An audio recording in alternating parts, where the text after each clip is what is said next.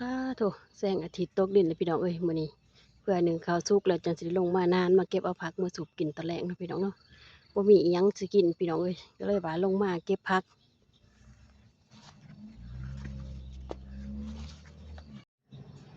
กราบสวัสดีสบายดีเด้อพ่อแม่พี่น้องเบิดสุขุสุขคนเนาะยินดีต้อนรับทุกๆท่านเข้าสู่สองวิถีชีวิตสาวโนนาเด้อไปพี่น้องๆบ่ว่าสิอยู่ในฝั่งไทยฝั่งลาวหรือว่าพี่น้องทั้งต่างประเทศเนาะ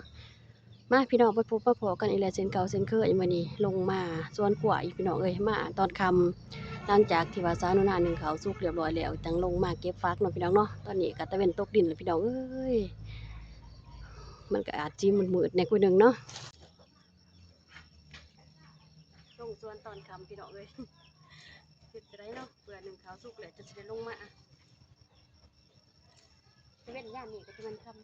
ไว้อย่าแต่ว่าเด้อหายใจนำเกือบสิบทัดเฮ็ดหยังนำเกือบสิบทัด ลงไปหวะเลยอยู่มันเป็นเดือนที่ว่าเขาเอื่นว่าจะได้ยิ่งตาคือออกบอกว่าจะได้เป็นเดือนในลูกอ่อนเนาะพี่น้องเนาะลูกอ่อนผ่าออกตาคือออกไปดูกระเต่าไปเล็กผ่าออกคำผ่าเจียงผ่า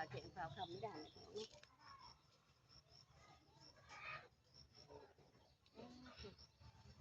มันกระโดดจะตื้อเนี่ยนี่บ่ได้เอาโคกมาซะเลยนี่สั่นหรือว่า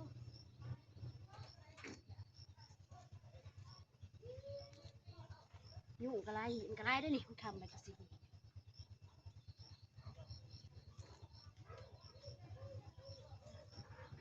อาจจะเป็นตัวเย็นนี่เราเนาะ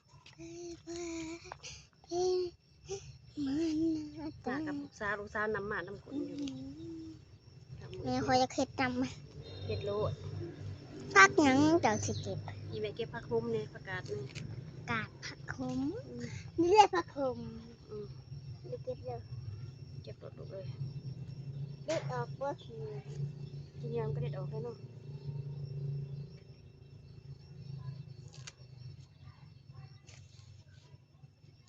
เฮ้ยเฉลยพ่อ ผัก สนิทพี่น้องเพิ่นมือแห้งเลยมันแนมบ่เห็นเดี๋ยวนี้ ผักก็นี่เด้อกับผักนี่ เมื่อวันนี้ ผักนี่เด้อ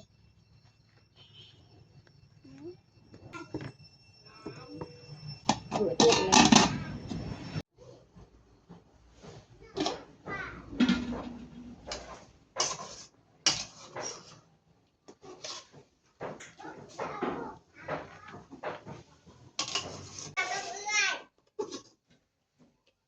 หลาบหนาบเด้อจะกินข้าวเด้อ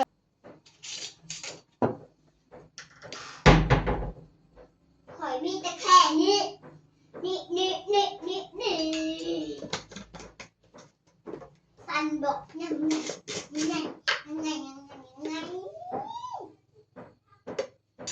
สันบอกแรกสันบอกที่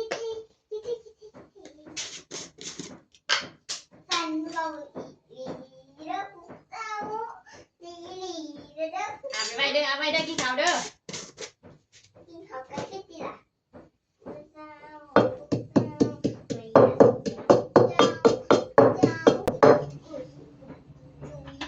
อะไรตั้งสมุน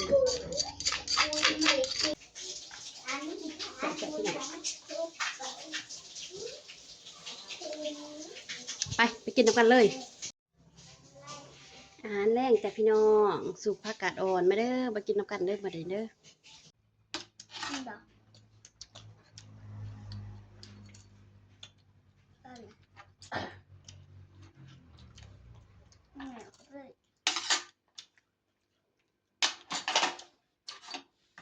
มื้อ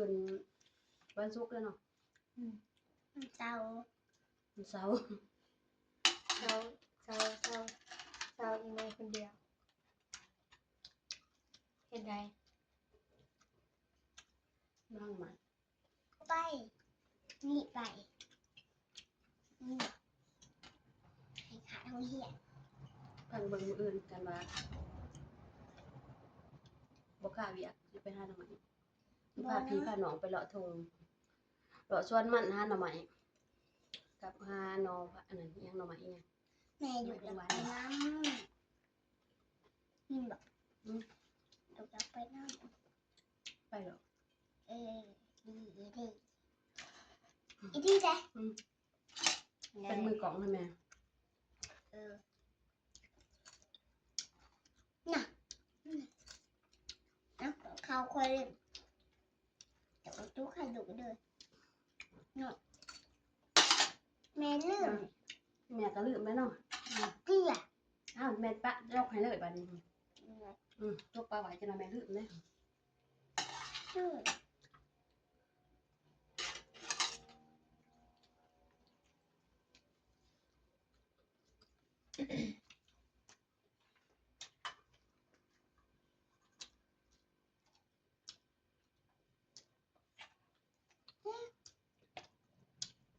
สดเลย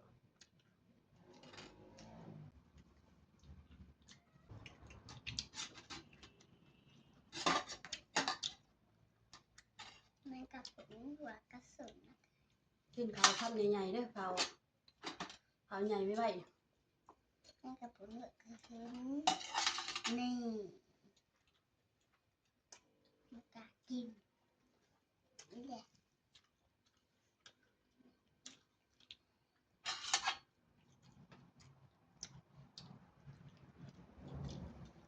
พี่น้องๆนี่ไงแม่กับผล เห็นอีพอเบิ่งกันอยู่ได้หั่นเด้ออีพอเบิ่งกันได้หั่นอืม แม่กับผลหัวกระสุน เดินพอมากินข้าวน้ำสิ มากินข้าวน้ำกันเด้อ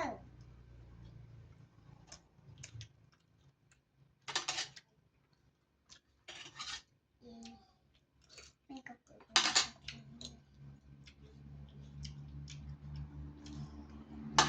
จากน้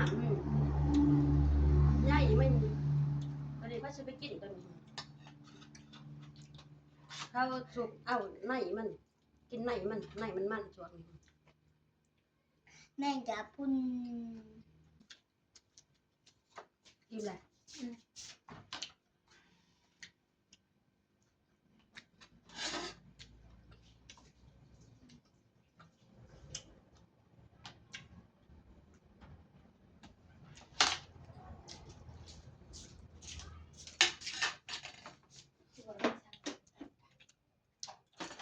แก้วจะต้มน้ำบักบัวสุพักแต่บักบวบน้ำด้วยจ้าก ราบขอบใจเด้อทุกคนเนาะบัวจิว FC เนาะบัวจิวภายในและต่างประเทศที่ค่ะมาเบิ่งมาส้มสองวิธีชีวิตสาวโนนาเนาะพอกันใหม่คลิปต่อไปเนาะ